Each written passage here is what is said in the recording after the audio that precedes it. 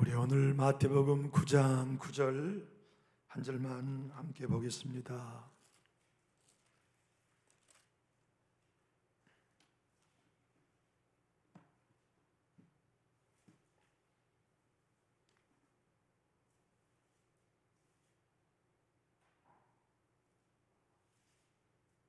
우리 함께 합독하실까요?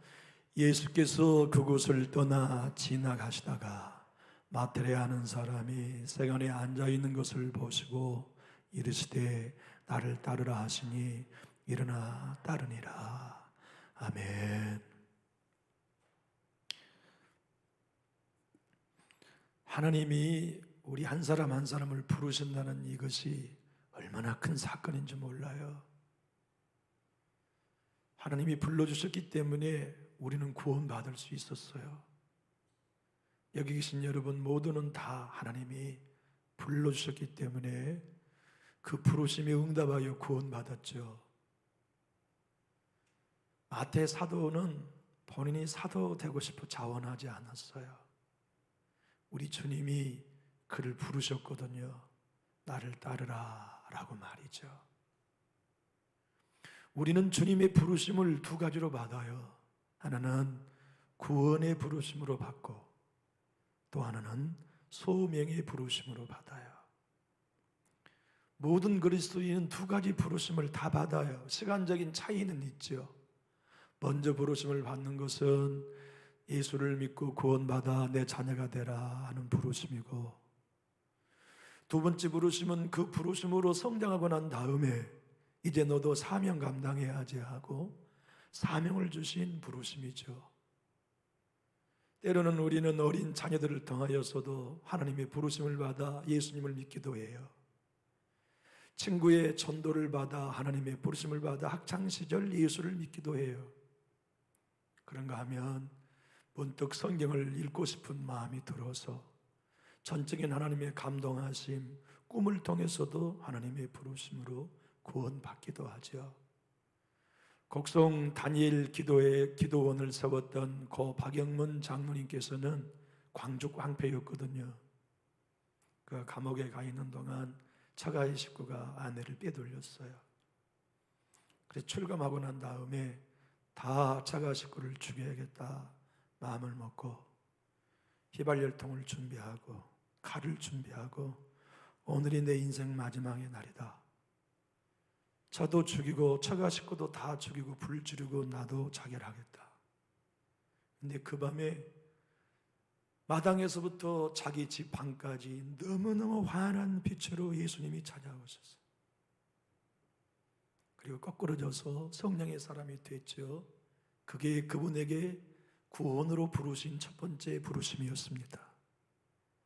그가 나중에 기도원 사역을 해야겠다고 부르심을 받은 것이 소명으로의 두 번째 부르심이었죠. 신앙생활을 하면서 예수님으로 네가 나를 믿고 구원받으라는 부르심을 받는다는 이것은 너무나 영광된 일입니다. 생각해 보면 하나님이 나를 부르셨다, 예수님이 나를 구원으로 자녀로 부르셨다, 이건 너무나 황홀한 일이에요. 이것을 가만히 조금만 폭넓혀서 보면은 하나님이 살아계시다는 게 너무 감사한 거예요. 살아계시기 때문에 나를 알고 부르시잖아요. 하나님이 존재하시지 않는 분이라면 어떻게 나를 부르시겠어요? 그분은 살아 역사하신 분이기 때문에 내 이름을 아시고 마태야, 레위야, 인서가 나를 따르라고 불러주신다는 게 너무 고마운 것은 그분이 살아계시다는 게 너무 감사해요. 하나님이 살아계셔서 저와 여러분을 구원의 자리로 부르셨고 소명과 사명의 자리로 불러주셨다는 게 얼마나 감사한 일인지 몰라요. 우리가 믿는 하나님이 살아계시다니, 날 구원 예수님이 살아계시다니, 내 안에 역사하신 성령님이 살아계시다니, 이게 얼마나 황홀하고 감사한 일입니까? 그분이 살아계시다는 거 현실적으로 생각해 보면 그것이 우리의 믿음의 근거입니다. 그분이 살아계시다는 거, 그분이 알고 계시다는 거, 그분이 다 보고 계신다는 거, 그분이 나의 삶을 책임지고 인도하신다는 것, 이보다 더 우리로 듬직하게 한 일이 없지요. 오늘 본문의 이 말씀을 통하여서 하나님은 마태를 부르셨고, 저와 여러분 각자의 시간과 장소는 다르지만 주님의 부르심을 받았기에 예수 믿고 권속들이 되어 여기까지 올 수 있었습니다. 1873년에 태어나 1950년에 김묵도 목사님이 돌아가셨거든요. 그분이 26살인 1900년에 봄 수환란 선교사의 설교를 깡패가 술 취하다가 설교를 들었어요. 수환란 선교사가 설교를 어떤 거 했냐면, 인생이 죽으면 끝이 아니다. 죽으면 영혼이 멸망으로 가는 길이 있고 영혼이 영성으로 가는 길이 있다는 영성의 설교를 들었어요. 평안 깡패 두목이 26살에 영성이라는 설교를 들을 때 가슴이 불타올랐어요. 그래서 예수가 존재하는 분인구나 궁금했어요. 그는 주저하지 않고 교회를 나갔어요. 그리고 예수님을 믿기로 작정하고 3개월 동안 술도 끊었어요. 담배도 끊었어요. 깡패 두목이었지만 그냥 뒷골목의 생활도 청산했어요. 3달째 되는 달에 깡패 쫄병들이 와가지고, 형님 시장에 가십시오. 시장에 갔어요. 그런데 그냥 동생들이 무심결에 따라주는 한 잔 홀짝홀짝 마시다가 3개월 동안 술 끊은 게 술 취했네요. 형님 2차로 가셔야죠. 그리고 기생집에 가가지고, 기생집이 어떤 집이냐면 장년이라고 하는 기생집에 가가지고서 거기서 또 죄를 지었네요. 그런데 갑자기 성령님이 예수 믿은 3개월 된 이 김육도 청년의 마음속에 칼로 도려낸 아픔이 생기는 거예요. 그래서 그 기생집에서 뛰어나와가지고 산속으로 들어갔습니다. 산속에 들어가서 소나무를 주먹으로 치면서 죄의 가책이 크게 와닿으니까, 하나님 잘못했습니다. 내가 다시는 술에 입을 대지 않기로 했는데 술을 마셨습니다. 내가 다시는 죄를 짓지 않으려고 했는데 오늘 또 죄를 지었습니다. 용서해 주십시오. 그리고 그는 그냥 돌에 주먹을 치고 자기 가슴을 치고 산을 뛰어다니면서 회개하고 불을 받았어요.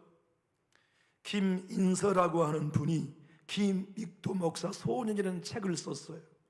그 책에서 그날 밤 새벽에 김묵도 이 청년이 주님을 온전히 만나 불 받고 불세례 받은 이야기를 이렇게 써놓았습니다. 오호, 김육두는 예수를 다시 믿어야 되겠구나 하는 서면일사의 정신에 번쩍 돌아와서 자리를 차고 일어나 내달았습니다. 어쩌나 통분한지 견딜 수 없어서 살림정에 들어가서 엎드려 칼로 가슴을 찢는 것 같은 가슴이 통증을 느끼고 애통했습니다. 산을 두드리다가 가슴을 두리다가 가슴을 치다가 산을 두드리며 울었습니다. 회개하고 또 울며 또 회개하였습니다. 이렇게 애통하는 중에 밤이 얼마나 갔든지 울며 40리길을 걸으니 새벽에 집에 당도했습니다. 방바닥에 엎드려 눕고 있는지 얼마 만에 비몽사몽간에 큰 불덩이가 가슴에 콱 떨어졌습니다. 대경대호왈 아이고 날벼락이야 소리 질렀습니다. 안방에서 이 소리에 놀란 모 부인이 달려와서 이게 무슨 일이냐 하고 깨워주심을 받아 일어나니 벼락이 아니라 불세례였습니다. 이때부터 선생은 죄를 심히 무서워하고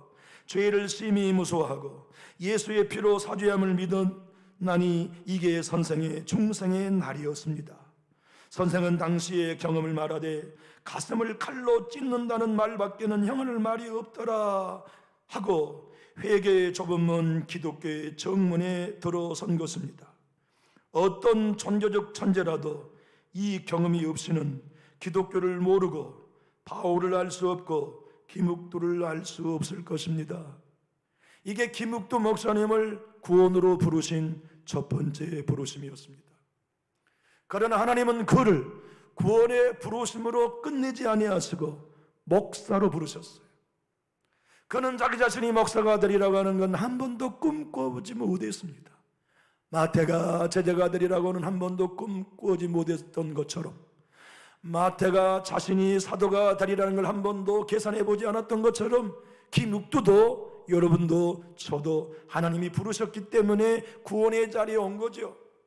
이 얼마나 신비한 부르심입니까? 마태는 오늘 보면 자기가 예수님의 부름을 받으신 이야기를 단 한 절로 소개해 놓고 있어요. 다시 말씀을 드리지만 내가 예수님을 만나 그동안 어떤 일을 했다 하는 목록 하나도 기록하지 않았어요. 예수님을 만나 내가 어떻게 변화되었다 하는 글도 하나도 소개하지 않았어요. 그의 관심은 오직 하나, 독자들에게 전하고 싶은 관심은 하나, 나 같은 죄인을 예수님이 부르셨다는 사실이 나는 놀랄 뿐이다. 이 마태복음을 읽고 있는 당신도 주님이 부르셔서 구원받았다, 그 사실보다 놀라운 일은 없다. 우리가 예수님을 믿고 변화된 것도 중요하고 성장한 것도 중요하고 주를 위해 일한 것도 다 중요하지만 제일 중요한 건 주님이 우리를 구원으로 부르셨다는 것, 하나님의 자녀로 부르셨다는 것, 이보다 더 놀라운 은혜는 없다는 것을 독자들에게 강조하고 있는 것이죠. 천지의 주제이신 하나님이 저와 여러분을 알고 부르셨다니, 만왕의 왕이신 그분이 똑똑한 사람도 많고 쓸만한 사람도 많을 터인데 우리 한 사람 한 사람을 자녀로 불러주시고 주님의 교회를 섬길 수 있는 일꾼으로 세우셨다는 게 얼마나 감사한 일입니까? 마태서도는 오늘 본문을 통하여 이렇게 말씀합니다. 한번 따라해 주실까요?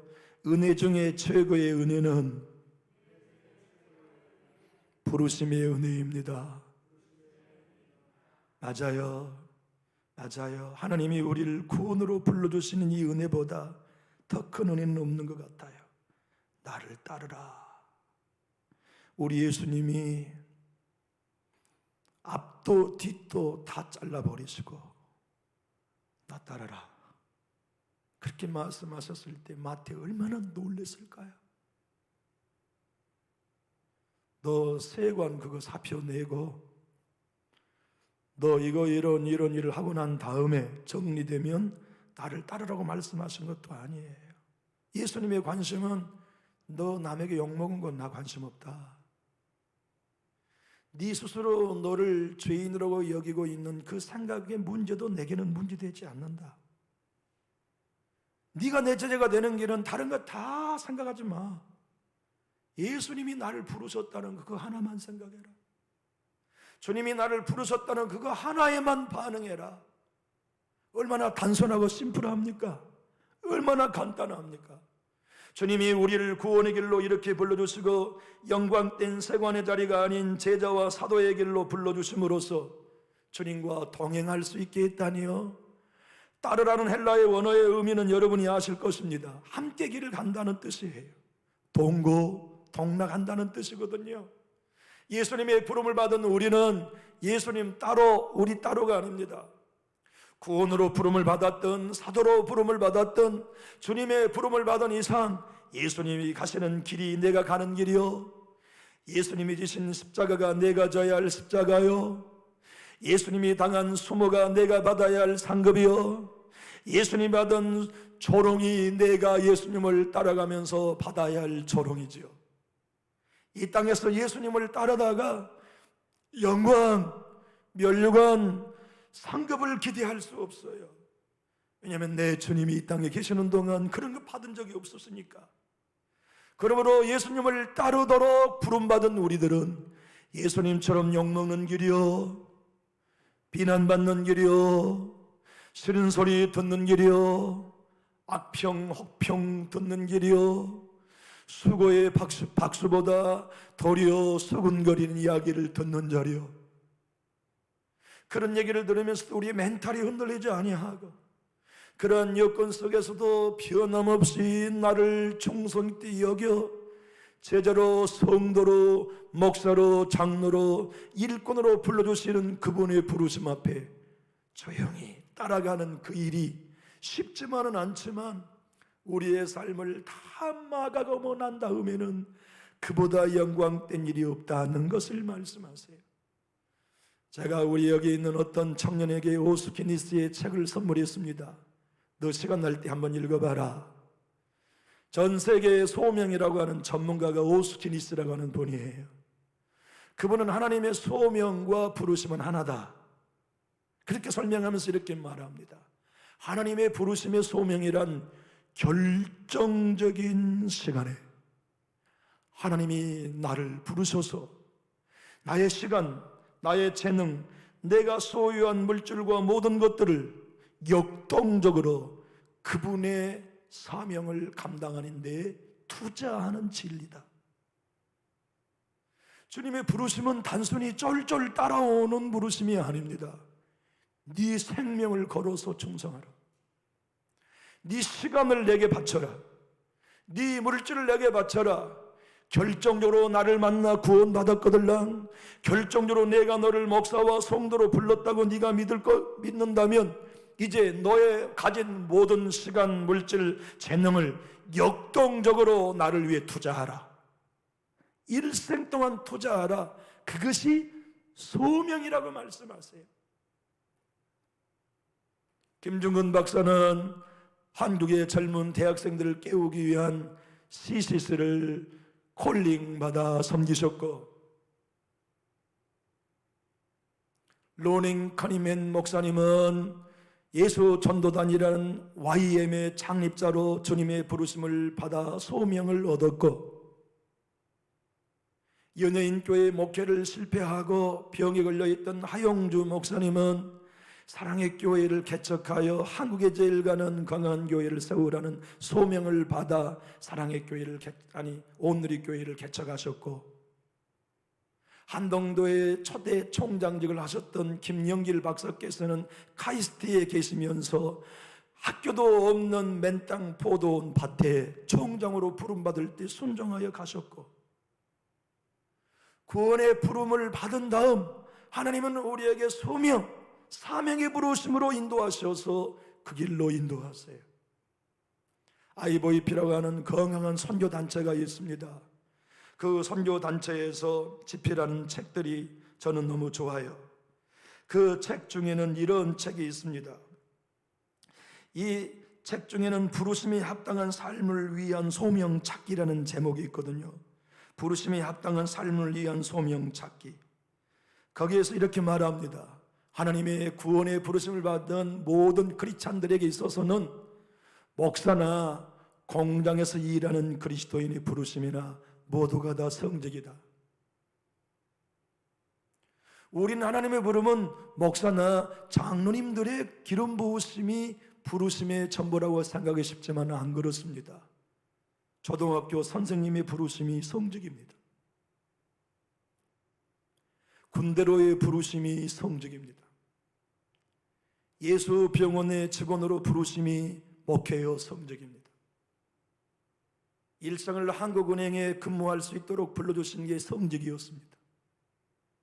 일생 동안 전주대학에 헌신할 수 있었던 것이 성직이었습니다. 지난 수십 년 동안 초등학교를 섬겼던 일들이 하나님의 부르심의 성직이었습니다. 인테리어 사업을 통하여 장로님을 부르신 것이 목회와 똑같은 성직입니다. 장로님이 그 일을 통해 얼마나 많은 교회를 세우셨습니까? 얼마나 어려운 교회들에게 힘을 실어드렸습니까? 그 목사가 못하는 일이거든요.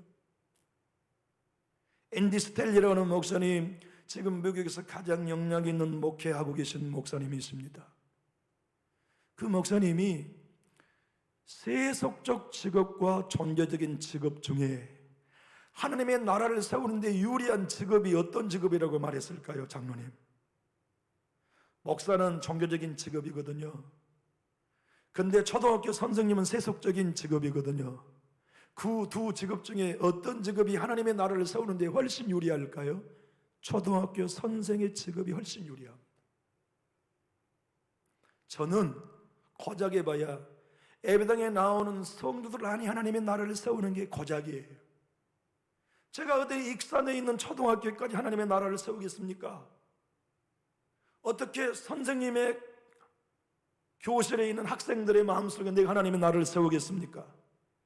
걔들에게 하나님의 나라를 세우는 건 집사님이 유리합니다. 그래서 하나님의 나라를 세우는 일은 목사보다 성도 여러분이 훨씬 유리합니다. 친구 집에 들어가 예수를 전도하고 그들에게 하나님의 나라를 세우는 일 여러분이 하십니다. 우리 장로님 같은 경우에는 이 교회 저 교회 저 교회 이 교회 다 다니면서 그 교회마다 하나님의 나라를 세우는 일을 저는 못하지만 장로님은 매일 하고 계시잖아요. 장로님은 이 은행에 가셔서 아니면 저 선교 옆에 가셔서 하나님의 나라를 세우는 일을 지금 저보다 더 많이 하고 계세요. 그러니까 손기철 장로님이 건국대학 총장으로 지금도 계신가는 모르겠습니다만 계실 때 손만 얹으면 병든 자리 치료가 되니까 나 이제 대학 교수 때려치고 신학교 가서 목사 되겠다 했더니 하나님이 야야야 너 정신 차려라. 너 목사하면 안 돼. 왜요? 너 목사 되면 네 설교 들으러 안 온다. 네가 대학 교수고 과학자고 총장이 신유사역 한다고 하니까 와서 기도받는 거지. 네가 목사라면 너에게 설교 들으러 안 온다. 이 시대에는 어느 시대보다도 목사보다 평신도 세속 직업을 갖는 소명받은 자가 필요합니다. 간호사로서 하나님의 나라를 세우도록 부름받은 소명자, 자동차 수리를 하는 수리공으로서 바다에 일하는 수산업자로서 고기를 잡는 어업으로서 아니면 매일 일용 군령하는 막노동꾼으로서 아니면 군대에 있는 군인과 경찰로서 세속 직업을 가지고 하나님의 나라를 세우도록 우리를 부름받은 것이 얼마나 큰 일인지 모릅니다. 여러분, 전쟁이 일어나는 포화 속에서 하나님의 나라를 세울 수 있을까요? 대부분의 사람들은 쏘고 죽고 부러지고 터지는 전장통에 하나님의 나라를 세우는 것은 어쩌면 불가능하다고 생각했을지 모릅니다. 그러나 미국의 남북전쟁이 한창일 때 그 전장 속에 하나님의 나라를 세워야 할 사명을 가지고 소명을 따라 군종을 했던 목사님이 계셨습니다. 그분이 그 유명한 E.M. 바운즈 목사님이에요. E.M. 바운즈 목사님은 포탄이 터져 손발이 잘라지고 죽어가는 병사들에게 마지막 천국으로 그의 영혼을 인도하는 그 일을 소명으로 여겼어요. 자기도 죽을 수 있는 그 전쟁통을 누비면서 어디에라도 전우가 죽어가면 아군이든 적군이든 상관없이 뛰어가 구출하고 야정병원으로 후송하고 죽음을 장례하며 그의 영혼을 하나님께로 인도하는 사명을 감당했어요. 그래서 E.M. 바운즈 목사님은 군에 있는 동안 아군도 존중하고 적군도 존중하는 정말 영적인 사람이었어요. 그분이 퇴직을 하고 1869년부터 셀마 지역교회라는 곳에서 1883년까지 충성을 하는 동안 아내 엘리바스 바네트와 행복하게 목회를 하셨는데, 무슨 목회를 하셨느냐면 나를 부르신 건 기도하라고 부르신 기도의 소명을 그분은 붙들었어요. 그래서 매일 아침에 3시간씩을 기도하신 거죠. 불행하게도 엘리자베스 바네트 사모님이 병에 걸려 죽게 되었습니다. 죽어가는 아내 사모께서 남편 목사님의 손을 잡고 마지막 유언을 남깁니다. 여보, 내가 죽으면 내 사촌 여동생 아무개와 재혼하시오. 내가 동생에게 얘기해 놨으니 당신은 다른 자매와 재혼하지 말고 나의 사촌 동생과 재혼하시오. 그래서 E.M. 바운즈 목사님은 아내를 잃고 사별하고 있던 다음에 사촌 처제와 함께 결혼을 했어요. 그리고 재혼을 하여서 큰 아이를 낳아 행복하게 성장시키고 둘째 아이를 낳았는데 불행스럽게도 큰 아이와 작은 아이가 한날에 죽었어요. 그런 고통을 당하면서도 그 목사님은 매일매일 나를 기도에 부르신 사명을 놓치지 않고 새벽마다 기도하는 기도의 분량을 채워갔죠. 그분이 생전에 출판한 책은 2권밖에 없습니다. 설교자와 기도라는 책 하나와 부활이라는 책 2권만을 출판했는데, 그분이 돌아가시고 난 다음에 제자였던 호모 하치 목사님이 그분의 유품 중에 써놓은 기도라는 책들을 1년에 정리해서 시리즈 9권으로 출판했습니다. 생명의 말씀사에서도 80년대에 이엠바우즈 목사님의 기도 시리즈를 출간했습니다마는 요 근래 규장 출판사에서 새로운 하드 케이스를 해가지고서 아름답게 꾸며놓은 책들이 잘 출판되어 있습니다. 이엠바우즈 목사님은 자신의 기도로서의 사명자로서의 기도의 부르심을 받고 그 기도의 부르심에 순종할 때 호모 하찌 목사님이 젊은 날에 그분을 배웠고 이렇게 기술해 놓았어요. 그는 날이 밝기도 전에 기도를 시작했다. 나는 다른 사람들을 깨우지 않기 위해 그가 곧 기도를 끝낼 것이라고 생각했다. 그러나 그는 조용히 느끼면서 나와 나의 무관심과 모든 하나님의 사역자들을 위해 몇 시간 동안 기도했다. 나는 막 사역에 입문했었고 사도 시대의 사도들처럼 기도하는 하나님의 사람을 만나고 싶어 했기에 점점 관심을 가지게 되었다. 다음날 아침에도 그는 기도했고 집회 동안 하루도 빠지지 않고 몇 시간씩 기도했다. 나는 강하게 영향을 받았고 그를 보내주신 하나님께 감사했다. 마침내 나는 진정한 기도의 사람을 찾아 만났던 것이다. 그렇게 해서 그 유명한 호모 하찌 목사님과 이엠바우즈 목사님이 주의 같은 부르심으로 사역을 함께한 역사가 시작되었습니다. 앤디 스탠리 목사님은 더욱 우리들에게 이렇게 강조합니다. 오늘날 시대에 목회자뿐만 아니라 모든 평신도들 역시도 구원으로 부르심을 받는 한 번으로 부르심이 끝나지 않고 각자 하나님의 나라와 복음을 전가하기 위하여 두 번째 부르심, 소명을 깨닫는 일이 중요하다. 그 소명을 깨닫는 것이 하나님이 우리를 창조하신 목적을 이해하는 길이다. 리거렌 목사님, 세대별교회 목사님 이렇게 말씀합니다. 여러분을 지으신 분은 하나님이 있습니다. 그러므로 하나님이 여러분을 향한 목적을 갖고 계십니다. 여러분이 하나님을 만나지 못하는 한 여러분의 인생의 목적은 영원히 알 길이 없습니다. 여러분이 왜 이 땅에 존재하고 왜 이 땅에 살아있으며 왜 이 땅에 무엇을 해야 할지는 당신을 지으신 하나님을 만나야만 당신의 인생의 목적을 알 수 있습니다. 사랑하는 교우 여러분, 우리는 모두 다 지난 과거의 어떤 루트를 통해서든지 구원으로는 이미 부름을 끝냈습니다.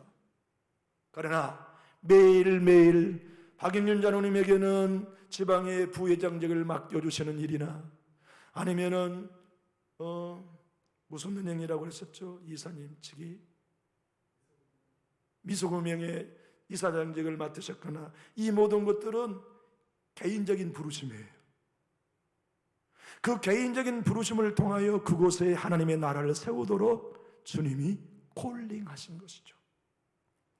우리의 삶을 가만히 보면 여기 계신 어떤 어머니는 어머니로서의 부르심이에요. 찬이를 믿음으로 양육하라고 하는, 은결이를 믿음으로 양육하라고 하는 아내로서의 부름이 있습니다. 남편을 믿음으로 세우라는 부르심. 이 모든 건 공적인 부르심이 아니라 개인적인 부르심이에요. IVP에서는 이렇게 말합니다. 개인적인 부르심과 공동체적 부르심이 대립할 때에는 공동체적 부르심에 순복하는 게 개인적 부르심에 반응하는 중요한 원리다. 저는 남전육 교회를 설교와 복음을 전가하는 공동체적 부르심을 받았습니다. 그러나 개인적인 부르심 중에 하나는 하원 시리즈를 집필하고 제자 훈련을 한국교회에 보급하는 부르심 또한 저 개인적으로 받았어요. 그런데 남전육교회에 와서 그 집필을 손대지 못하고 있습니다.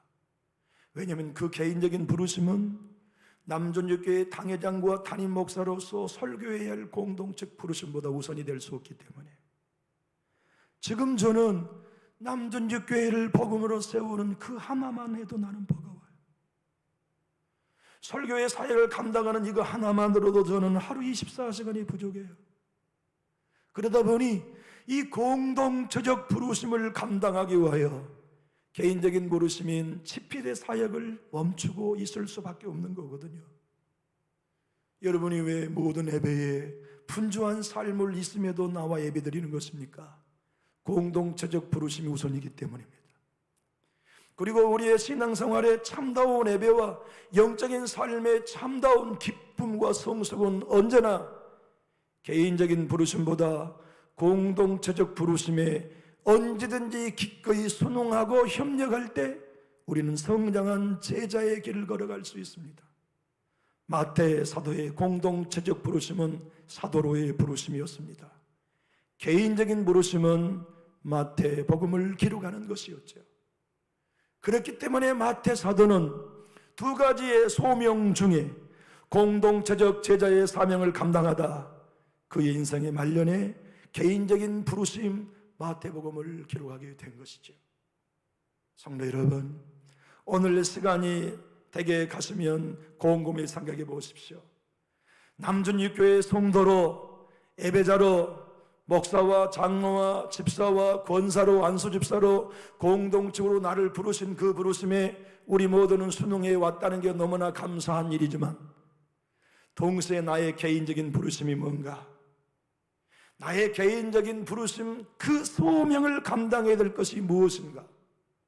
젊은 청년도 고민해야 되고 젊은 공직생활을 하신 선생님들도 고민하셔야 되고 우리 성도 한 분 한 분도 고민하셔야만 되는 이유는 그 소명을 미루어둘 수 없는 것이고 각자가 감당하여 영혼을 추수하고 하나님의 나라를 세우고 복음을 전가하는 그 일이 교회에만 맡겨주지 않고 각자의 삶의 터전에서 모두가 감당해야 할 사역이기 때문에 그래요.